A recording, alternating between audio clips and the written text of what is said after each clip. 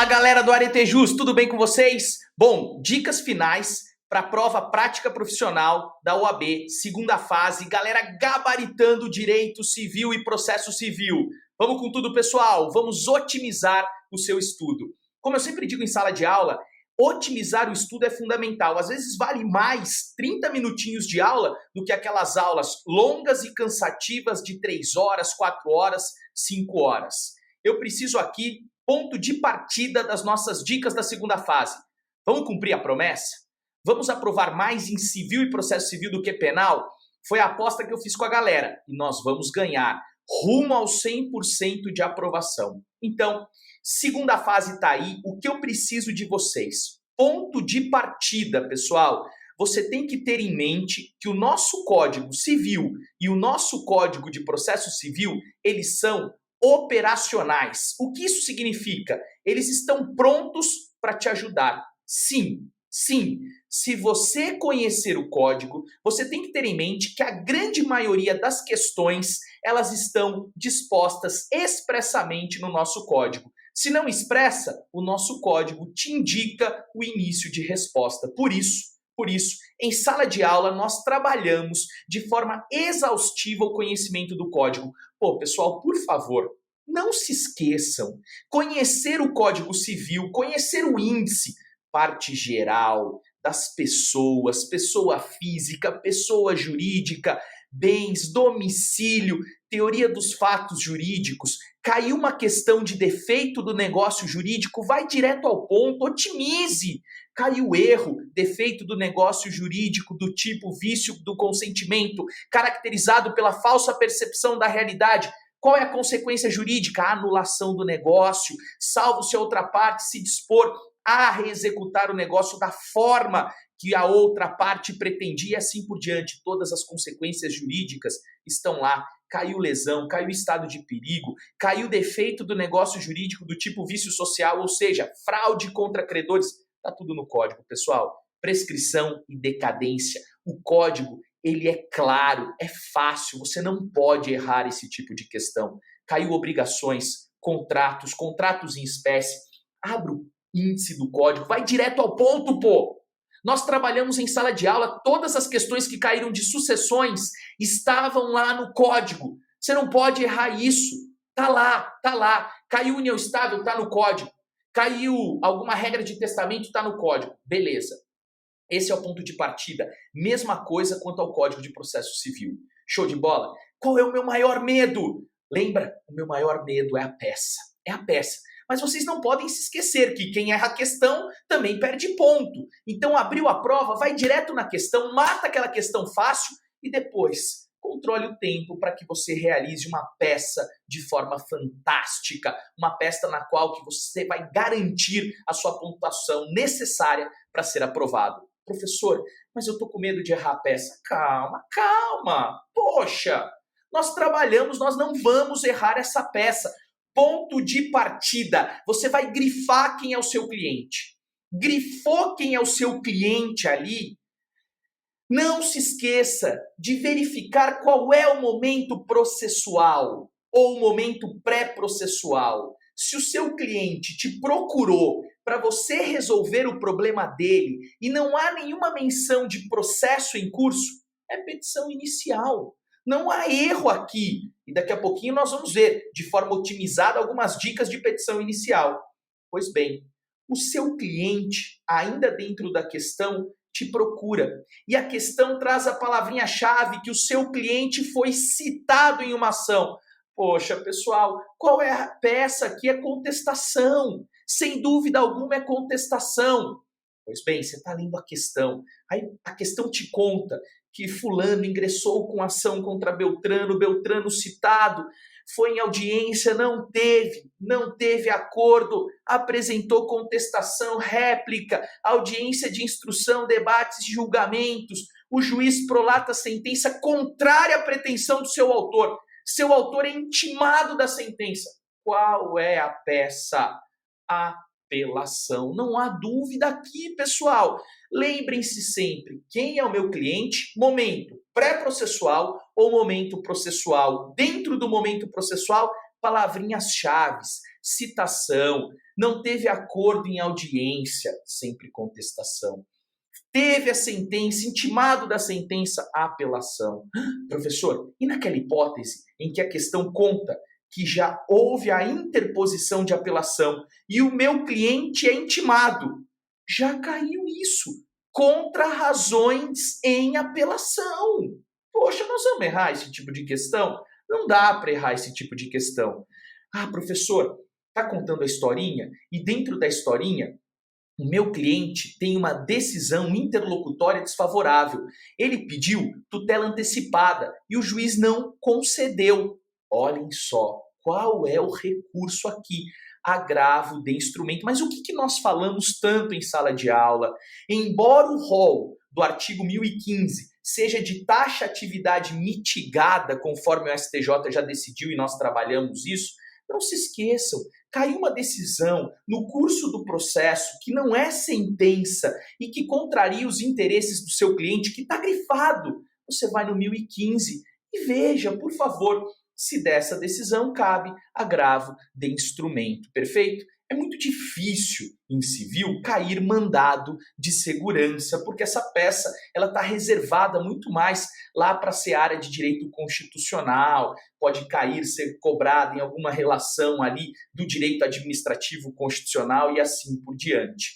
Além disso, também é muito difícil, pode acontecer, de cair um recurso especial ou um recurso extraordinário. Mas verifiquem as hipóteses da Constituição que nós trabalhamos. Se o problema te contar que o tribunal julgou a apelação em última ou única instância, ou que o tribunal julgou a apelação em última instância e que a decisão do tribunal contraria a interpretação constitucional, recurso extraordinário. E se cair recurso extraordinário, lembrem-se sempre, você tem que constar qual é a repercussão geral.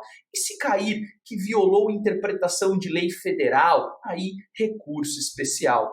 Beleza? Tranquilo? Então lembrem-se sempre, para descobrir a peça, quem é o meu cliente, momento pré-processual, momento processual, grifando palavrinhas-chave. Professor, me dá algumas dicas de petição inicial? Beleza, eu não erro o momento pré-processual. Eu sei que o meu cliente precisa de uma petição inicial, mas eu não sei o rito. Vamos lembrar das nossas aulas? Eu tenho hoje, no nosso código, um rito comum e ritos especiais. Perfeito? Quando nós já descobrimos de plano que é uma petição inicial, o que nós vamos fazer? Vamos direto no rito comum, no procedimento comum? Não. Nós vamos ver se é hipótese de procedimento especial. Ai, professor, eu esqueci as hipóteses de procedimento especial. Calma, lembra do índice. O nosso código, ele é operacional. Você vai para o índice, tá lá. Quais são as dicas que nós trabalhamos? E aqui eu vou pontuar alguma delas. A questão fala em posse, a questão fala em turbação, a questão fala em esbulho, o momento é pré-processual, teu cliente te procura. Ação possessória. Lembrem-se, aqui um cuidado especial. A ação possessória pode ser de força nova ou força velha. Somente a força nova é do rito especial. Ai, professor, esqueci qual é a ação possessória de força nova.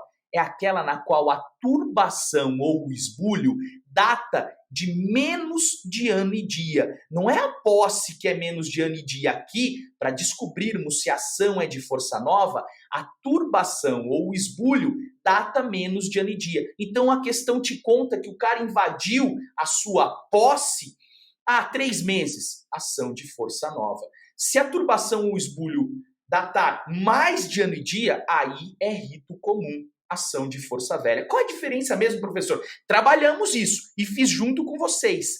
É exatamente a liminar. Em ambos os ritos, cabe liminar. Porém, se a ação for de rito especial, a liminar aqui independe, ou seja, não demanda a demonstração do periculum in mora. Não se esqueçam disso. Perfeito? Basta eu demonstrar que eu tinha posse, que eu fui turbado ou esbulhado na minha posse, que eu perdi a posse no caso de esbulho e que o esbulho ou a turbação data de menos de ano e dia. Perfeito. Agora, se for ação de força velha, rito comum, eu posso sim pedir tutela antecipada com base em dois fundamentos: probabilidade do direito e periculum in mora. Perfeito? Show de bola? Lembrem-se que já caiu ação possessória na nossa primeira fase. Show! Ai, professor, e se cair aquela outra, embargos de terceiro? Qual é a palavra mágica que eu pedi para vocês decorarem? Momento pré-processual, seu cliente te procura porque houve uma constrição, um bloqueio indevido em um bem que lhe pertence e que foi bloqueado num processo no qual ele é terceiro, ou seja, ele não é parte. Essa é a ação especial de embargos de terceiro. O seu cliente precisa declarar nula, tornar sem eficácia uma penhora que acabou por incidir num bem que lhe pertence, no qual ele não é parte no processo e, portanto, ele não responde por aquela dívida. Show? Não vamos errar isso. Ai, professor, caiu oposição, eu sempre me confundo oposição. Qual foi a dica, a palavra mágica de oposição? Na oposição se discute a propriedade do bem.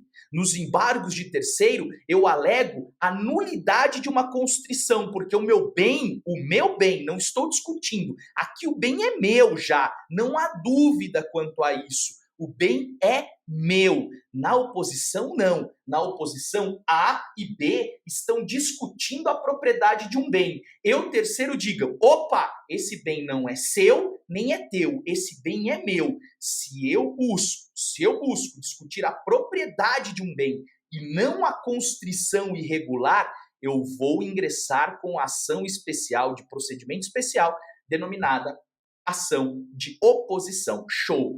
Professor, monitória. Show! Eu sabia que você ia perguntar isso.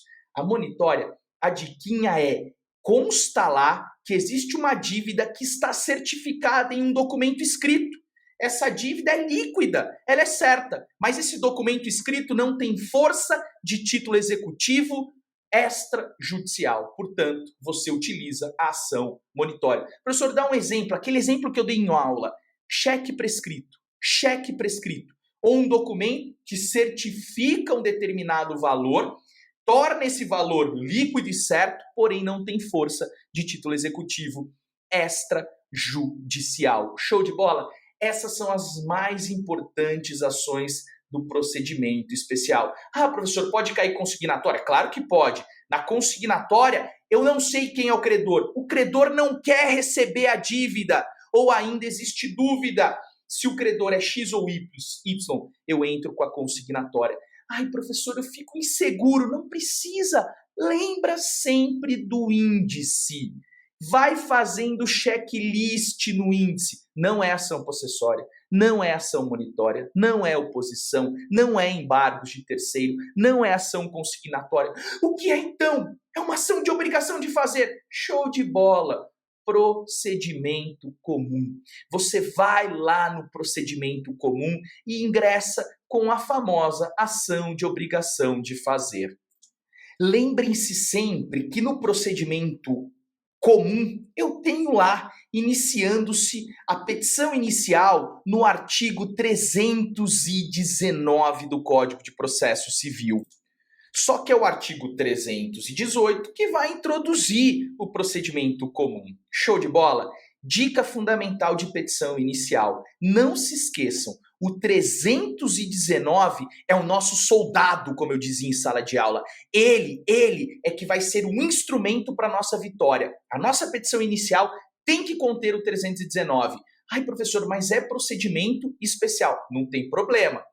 Eu vou ter que ter o 319 na minha petição inicial. Eu vou ter que ter o endereçamento, eu vou ter que ter a qualificação das partes, eu vou ter que estabelecer a causa de pedir, o fundamento jurídico, o fundamento fático, eu vou ter que fazer o pedido, eu vou ter que dar um valor da causa, eu vou tratar a respeito dos documentos, das provas que eu pretendo produzir, aqueles requerimentos finais que, às vezes, parece desnecessário, mas o examinador gosta de verificar que você tem, sim, um conteúdo prático. você vai pedir a citação do réu, embora hoje o pedido de citação não conste mais expressamente no artigo 319. Você vai pedir audiência de conciliação e mediação, embora em alguns procedimentos especiais não seja essa questão efetivamente necessária. E aí, o seu soldado do 319 vai contar com o auxílio de outros artigos previstos especificamente nos procedimentos especiais. Então, vou te dar um exemplo. No caso de ação possessória, além do artigo 319, você vai especificar a posse, você vai especificar o esbulho, você vai dizer qual é o tempo do esbulho ou da turbação e assim por diante. Então não se esqueçam, o 319 é fundamental para a nossa prova. Professor, dá algumas dicas de contestação. Show! Show de bola. Então nós trabalhamos aqui a questão da petição inicial. Primeiro, lembrando, recordando, nós vimos como descobrir que é petição inicial. Depois nós trabalhamos como descobrir o rito, o procedimento da petição inicial. Agora, dicas pontuais a respeito da contestação. Não se esqueça, por favor, falou em contestação, muitas vezes o examinador vai exigir reconvenção, porque a reconvenção hoje, atualmente, ela é dentro da contestação. A reconvenção é o pedido do réu em face do autor. Mas na contestação, galera, por favor, você tem que cumprir dois princípios fundamentais. Você tem que impugnar de forma especificada os fatos aduzidos pelo autor e você tem que alegar toda a sua matéria de defesa. Princípio ou ônus da impugnação especificada e princípio da concentração. Esse ponto é fundamental. Na contestação, não se esqueça de trabalhar especificamente as preliminares. As preliminares, o examinador, se cobrar a contestação, vai ter preliminar. Por exemplo, professor, ilegitimidade de parte. Aí você já tem que indicar quem é a parte legítima. Outro exemplo, professor, coisa julgada. Você tem que indicar que já houve o julgamento de um processo idêntico, com as mesmas partes, o mesmo pedido e a mesma causa de pedido. Perfeito? Show de bola? Além disso, avançando, encerrando aqui esse nosso encontro que não vai passar de 20 minutos. Na apelação, não se esqueçam da apelação, trabalhar direitinho a petição de interposição, tracinho, as razões de apelação, é importante fazer isso, mesmo que hoje, atenção, mesmo que hoje seja o tribunal, que analisa todos os pressupostos de admissibilidade recursal, é evidente que a apelação será interposta no juízo ACO. E é o juízo ACO, ou seja, a magistratura de piso, que vai remeter os autos ao juízo ad quem, ou seja, a Corte de Justiça. Por isso, a petição de interposição ela é direcionada ao excelentíssimo senhor doutor juiz de direito. Perfeito? Mas cuidado, os pressupostos de admissibilidade são analisados pelo tribunal. Show de bola. Pessoal, não errem, por favor. Você tem que, na apelação, pedir o conhecimento do recurso e o seu provimento seja para anular ou reformar. Trabalhem sempre aqueles conceitos de que o juiz errou no procedimento, error em procedendo, ou errou na interpretação do direito, error em julgamento, beleza? Isso é fundamental para uma peça top na apelação. E o agravo, professor? O agravo, cuidado. O agravo, ele já vai ser interposto diretamente no tribunal. E é aqui que é meu medo. A galera erra aqui. A petição de interposição da apelação, ela é direcionada ao juízo ACO. O agravo não, ele já é direto no tribunal. Leiam o artigo 1015, ele é seu amigo e ele vai te ajudar na hora da prova. Encerrando um tópico final, no minuto final. A petição inicial, a apelação e o agravo, muitas vezes, quase que em regra, vai te exigir um pedido de tutela provisória. Então não se esqueça. Eu tenho muitos alunos que arrebentam na prova, mas professor, esqueci o pedido de tutela provisória, seja tutela de urgência ou de evidência. Então muito cuidado, não se esqueçam. E o mais importante, você deve constar esse pedido na fundamentação e repetir no pedido em si. Você tem que fundamentar a sua tutela provisória e depois pedir a tutela provisória. Se for em apelação, eu vou fazer uma diquinha aqui para o exame. Talvez falar isso numa prova de mestrado, doutorado, não seja de todo correto. Mas quando nós pedimos o efeito suspensivo ou ainda o efeito ativo, na verdade, nós estamos pedindo verdadeiramente uma tutela antecipada ou cautelar em sede recursal. E aí, da mesma forma, você vai trabalhar esse pedido na sua fundamentação e reforçar o pedido exatamente no tópico final, no qual você efetivamente pede. Não se esqueça de ser claro, de ser objetivo, de não encher linguiça na sua fundamentação. O examinador quer, deseja que você seja otimizado. E é isso que nós fazemos aqui no Arete Jus. Vamos com tudo, pessoal. Arrebentem na prova e até a próxima.